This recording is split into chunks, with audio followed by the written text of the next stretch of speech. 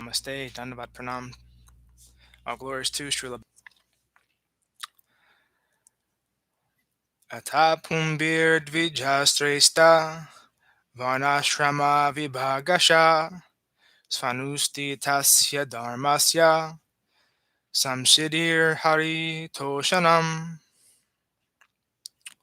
O best among the twice born, it is therefore concluded that the highest perfection can be achieved only by discharging the duties prescribed for one's own occupation according to caste divisions and orders of life, is to please the personality of Godhead.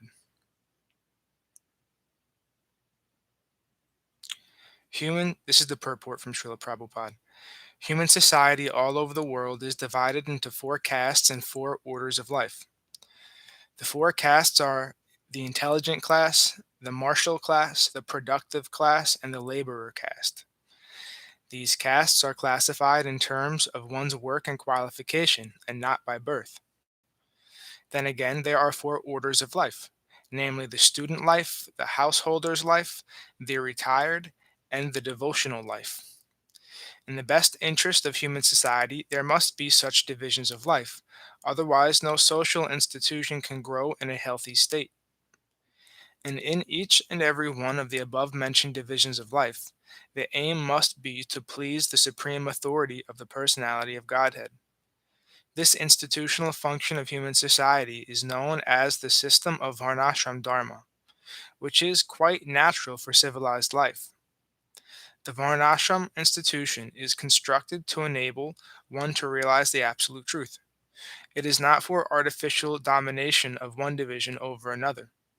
When the aim of life, i.e., realization of the absolute truth, is missed by too much attachment for indriya priti, or sense gratification, as already discussed herein before, the institution of the Varnashram is utilized by selfish men to pose an artificial predominance over the weaker section. In the Kali Yuga, or in the age of quarrel, this artificial predominance is already current. But the saner section of the people know it well that the divisions of castes and orders of life are meant for smooth social intercourse and high thinking self realization, and not for any other purpose. Herein, the statement of Bhagavatam is that the highest aim of life, or the highest perfection of the institution of Varnashram Dharma, is to cooperate jointly for the satisfaction of the Supreme Lord. This is also confirmed in the Bhagavad Gita 4.13. Text 14. Tasmad ekena manasa Bhagavan sattvatam pati Shotavya kirtavyascha Jaya pujas cha nityada. Therefore, with one pointed attention, one should constantly hear about, glorify, remember, and worship the personality of Godhead, who is the protector of the devotees. Purport. If realization of the absolute truth is the ultimate aim of life, it must be carried out by all means.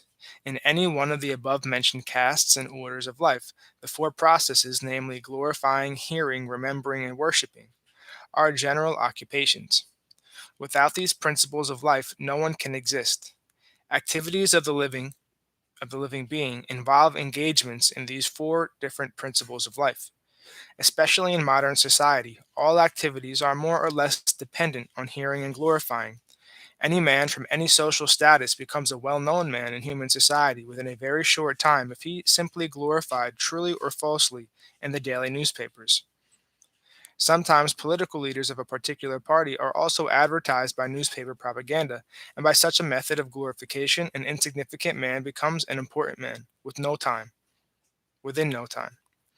But such propaganda by false glorification of an unqualified person cannot bring about any good, either for the particular man or for the society. There may be some temporary reactions to such propaganda, but there are no permanent effects. Therefore, such activities are a waste of time. The actual object of glorification is the Supreme Personality of Godhead, who has created everything manifested before us. We have broadly discussed this fact from the beginning of Janmarasya shloka of this Bhagavatam. The tendency to glorify others or to hear others must be turned to the real object of glorification, the Supreme Being, and that will bring happiness. Text 15. Yadanu yukta karma granti nibandhanam chandanti ko vidastasya no kona kuryat kataratim. With sword in hand, intelligent men cut through the binding knots of reactionary work, karma, by remembering the personality of Godhead. Therefore, who will not pay attention to his message? Purport. The contact of the spiritual spark within material elements creates a knot which must be cut if one wants to be liberated from the actions and reactions of fruit of work. Liberation means freedom from the cycle of reactionary work. This liberation automatically follows for one who constantly remembers the transcendental pastimes of the personality of Godhead. This is because all the activities of the Supreme Lord, his Leela, are transcendental to the modes of material energy. They are all attractive spiritual activities, and therefore constant association with the spiritual activities of the Supreme Lord gradually spiritualizes the conditioned soul and ultimately severs the knot of material bondage. Liberation from the material bondage is therefore a byproduct of devotional service. Attainment of spiritual knowledge is not sufficient to ensure liberation. Such knowledge must be overcoated with devotional service, so that ultimately the devotional service alone predominates. Then liberation is made possible. Even the reactionary work of the fruit of workers can lead to liberation when it is overcoated with devotional service. Karma overcoated with devotional service is called karma yoga. Similarly, empirical knowledge overcoated with devotional service is called jnana yoga. But pure bhakti is independent of such karma and jnana, because it alone can not only endow one with liberation from conditional life, but also award one the transcendental loving service of the Lord. Therefore, any sensible man who is above the average man with a poor fund of knowledge must constantly remember the personality of Godhead by hearing about him, by glorifying him, by remembering him, and by worshiping him always, without cessation. That is the perfect way of devotional service. The Goswamis of Vrindavan, who were authorized by Sri Chaitanya Mahaprabhu to preach the Bhakti cult, rigidly followed this rule and made immense literatures of transcendental science for our benefit. They have chalked out ways for all classes of men in terms of the different castes and orders of life in pursuance of the teachings of Śrīmad-Bhāgavatam and similar other authoritative scriptures. Text 16. Sushruso Shradhanhasya Vasudeva Kataruchi Shanmahat Sevaya Vipra Punyatirtha Nishevanat.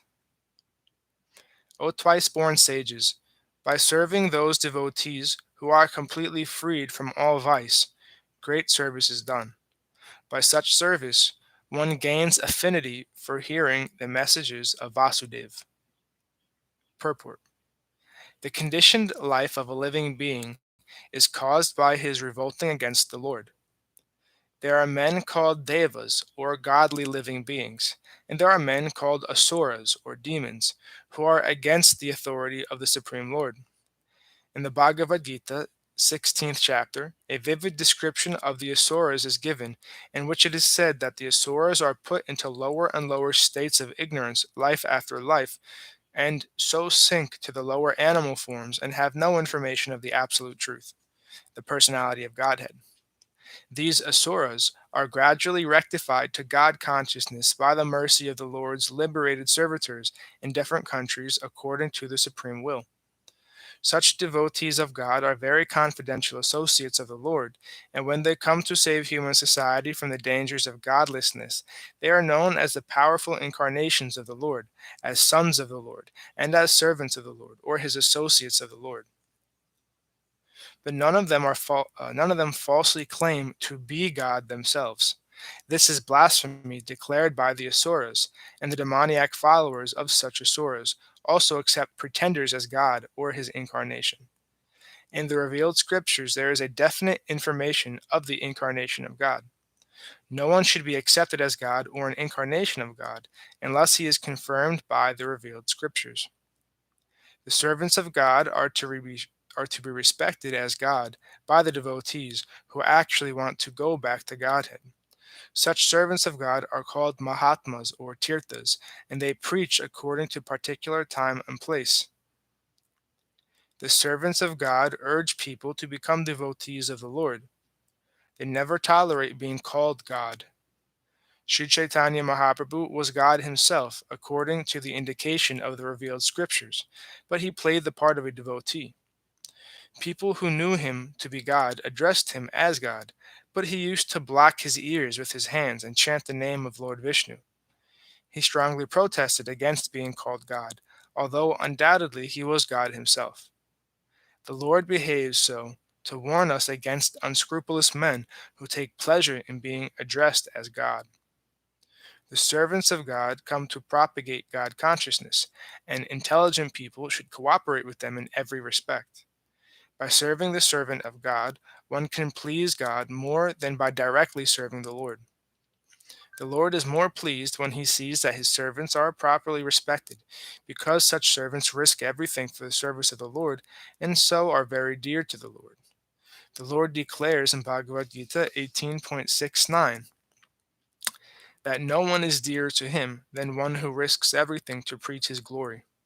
By serving the servants of the Lord, one gradually gets the quality of such servants, and thus one becomes qualified to hear the glories of God. The eagerness to hear about God is the first qualification of a devotee eligible for entering the kingdom of God. 17. Text 17.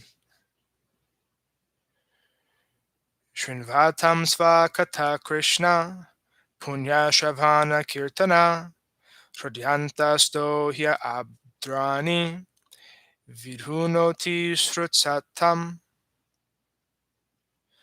Sri Krishna, the personality of Godhead, who is the Paramatma, Supersoul, in everyone's heart, and the benefactor of the truthful devotee, cleanses desire for material enjoyment from the heart of the devotee who has developed the urge to hear his messages, which are in themselves virtuous when properly heard and chanted.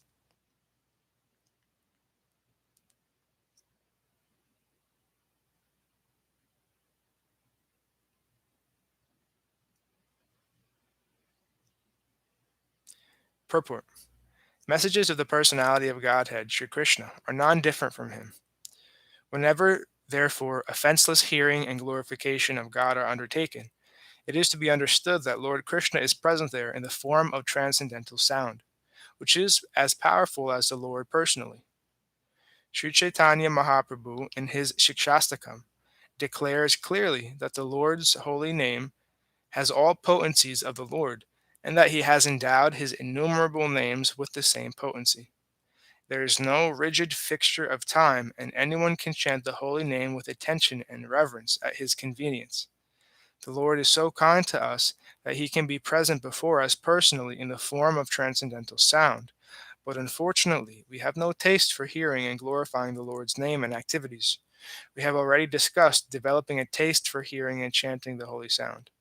It is done through the medium of service to the pure devotee of the Lord. The Lord is reciprocally respondent to his devotees. When he sees that a devotee is completely sincere in getting admittance to the transcendental service of the Lord, and has thus become eager to hear about him, the Lord acts from within the devotee in such a way that the devotee may easily go back to him. The Lord is more anxious to take us back into his kingdom than we can desire. More of us, Most of us, do not desire at all to go back to Godhead. Only a very few men want to go back to Godhead. But anyone who desires to go back to Godhead, Sri Krishna helps in all respects. One cannot enter into the kingdom of God unless one is perfectly cleared of all sins. The material sins are products of our desires to lord it over material nature. It is very difficult to get rid of such desires. Women and wealth are very difficult problems for the devotee making progress on the path back to Godhead. Many stalwarts in the devotional line fell victim to these allurements and thus retreated from the path of liberation. But when one is helped by the Lord Himself, the whole process becomes as easy as anything by the divine grace of the Lord. To become restless in the contact of women and wealth is not an astonishment, because every living being is associated with such things from remote time, practically immemorial, and it takes time to recover from this foreign nature. But if one is engaged in hearing the glories of the Lord, gradually he realizes his real position. By the grace of God, such a devotee gets sufficient strength to defend himself from the state of disturbances, and gradually all disturbing elements are eliminated from his mind.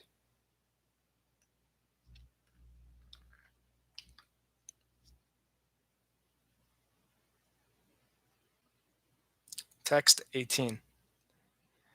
Nasta prayeshva bhadreshu nityam bhagavat sevaya bhagavatya uttama shloke bhaktir bhavati naistiki.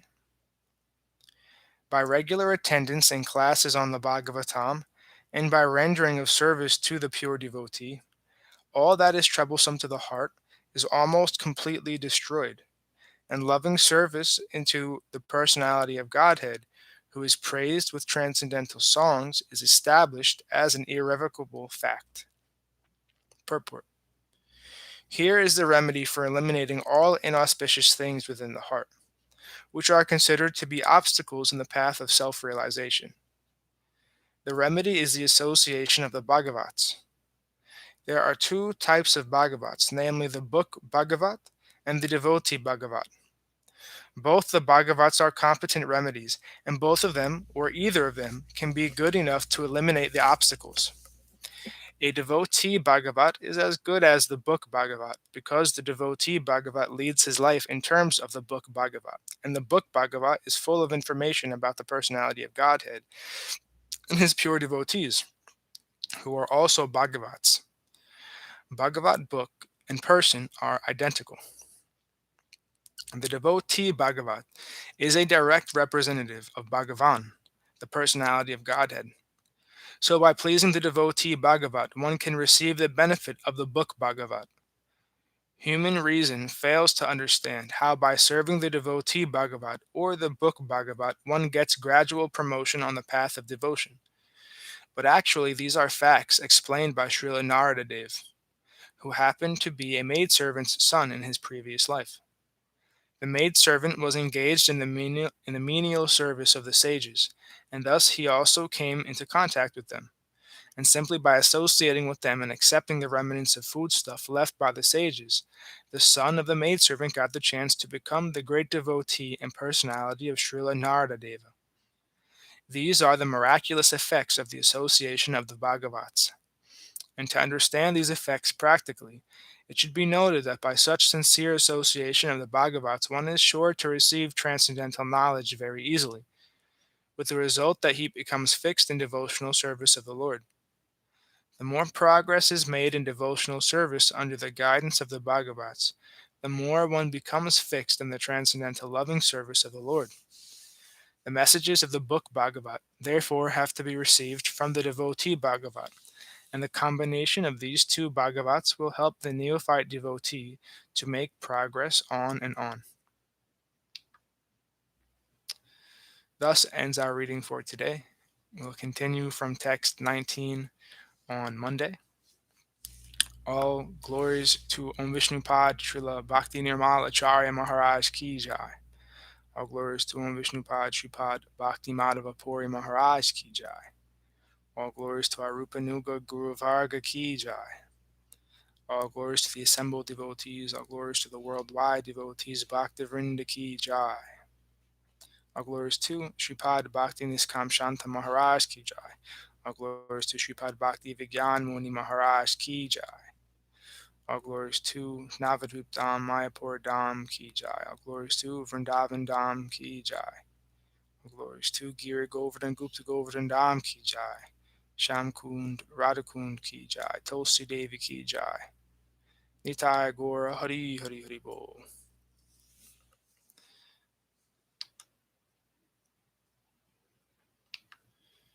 Dandavat Pranam.